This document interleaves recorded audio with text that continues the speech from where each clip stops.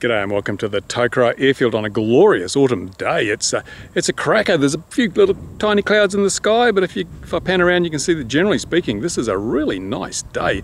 Very light breeze, just a light breeze, and warm. It's nice and warm, so you'd probably be thinking, why aren't there people out here? Well, because this airfield, as we know, if you've watched my YouTube videos, you'll know that the airfield itself doesn't see a lot of full-size aviation. So what does this airfield do? Well, one thing it can do, and it has done, is bring people into this town, into this district. And how does it do that? Well, take a look behind me. You'll see this tower here. This tower was originally a movie set. It was erected in the 1980s. There was a firefighter, what are called fire jumpers, parachutists who jump into forest fires and fight them, filmed at this airfield. They put that tower there as a prop and they filmed it all the ground stuff at this airfield here. Fantastic. It wasn't a very popular movie, unfortunately. It went pretty much straight to VHS, but it was seen by millions of people around the world. So just like Hobbiton. Hobbiton is just up the road here. It's a place called Matamata. It's a small town. It's half the size of this town, but honestly it is a buzzing little town. I went there the other day. It was hard to find a park. It was hard to find a seat in a cafe. It was really a busy little town, mainly because people go to that town to travel a little bit further and go to Hobbiton because I've seen it on Lord of the Rings and the Lord of the Rings movies. It's a great tourist attraction, brings a lot of people to the country and a lot of people into this district. Now, we have a movie set here that's been seen all over the place, and it's probably been seen more times now as a result of my YouTube videos than it ever did as a result of the movie that was put up there to play a part in.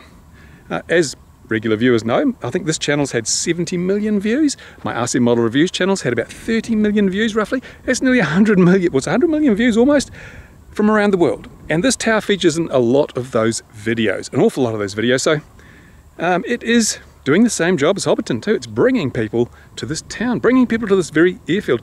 I ran a guest book about a year or two ago in which I invited people just to leave a little comment if they came here to the airfield to see the tower and see the airfield itself, and because of what they'd seen on my YouTube channels. And I had a whole bunch, I forget, I haven't counted them, but there's over 100 people took the time to actually leave a message. Of course there were a lot more people than that came, but 100 people took the time to leave a message in the guest book, and they came from all around the world. It was from North America, South America, Australia, South Africa, Europe, the UK, you know, just about everywhere on the planet. Someone came from to Tokoroa to this airfield because they'd seen that tower and the things that go on here on my YouTube channel. So you would think, wow, this is a fantastic opportunity. It's like Hobbiton. It is the one part of this town that's been seen all over the world. You think the council, the people who own this, the people who are responsible for promoting this town to the world would get right behind that and say, how can we make this even more effective? Well, they are going to do something. They're going to do something. They're going to knock it down, honestly.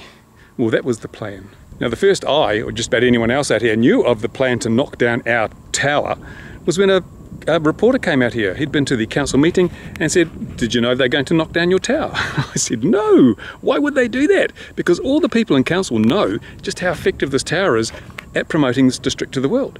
I've shown them my guest book with all those signatures from around the world. They've seen my YouTube channels. They know how many millions and millions of views my channels have got. They know how many people come here every year just because of this channel and that tower and the airfield. Why would they knock it down? And especially without telling anybody? Well, it turns out that the asset manager and the council made the proposal without any consultation with anybody, and most of the councillors were in favour of it. They wanted to knock the damn thing down. Fortunately, the mayor and the deputy mayor said, you can't do that without consulting the people at the airfield. So they saved our bacon to a degree. They have come out and said, no, it won't be knocked down until we've consulted with people. And so now they're going to consult with us. We haven't heard from them yet. We've still only heard from the media, still haven't heard from the council themselves.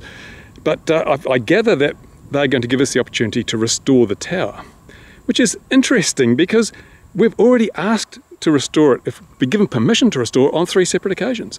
And the first occasion we were told, don't you dare touch that tower. If you sand that down, repaint it, replace the guttering, polish the windows, make it look brand new, we will charge you with vandalism. I kid you not. That's honestly the response we got from the former asset manager. The new asset manager, we've approached him, and initially he said, you know, we sent him an email saying, look, we'd like to renovate the tower, do it up, make it something we can be proud of rather than something that looks so disheveled. And we'll pay for all the materials, we'll do the labour ourselves, not a problem. His response was, there is no budget for that. which left me wondering, did he read the email? Did he actually see that we're willing to pay for everything and put our labour in? There's no cost to the council, but apparently, even if it cost them nothing, they wouldn't let us do it because they didn't have a budget. I don't know how these people get their jobs when their grasp on economics is so feeble. Anyway, the last time we inquired about being allowed to do up this tower, tidy it up, we were told we couldn't touch it because it's a health and safety issue. So it's been left to degrade for so long that it's no longer safe to even renovate it. It's like, and I remember those who have been watching this channel for an awfully long time, remember a model airplane crash. We deliberately crashed a model airplane into that massive iron structure as a stunt. It was completely safe. At that time, the council came out and said, how dare you damage our valuable asset? Now, first of all, we didn't damage it.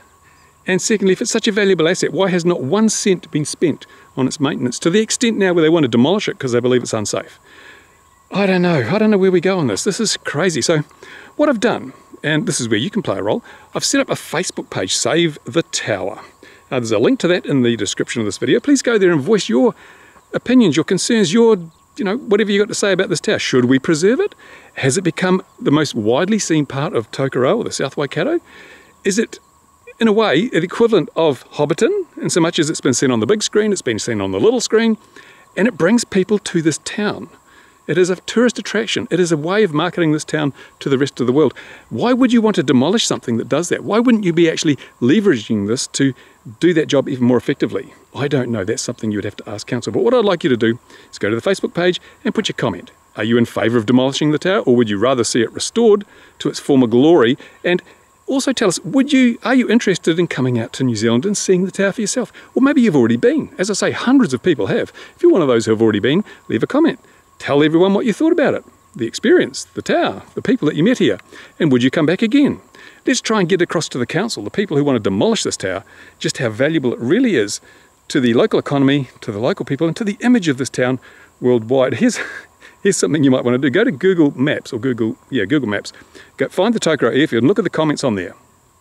They all virtually all of them relate to the activities you've seen on this YouTube channel. So that's what this airfield in this town is famous for. It really is.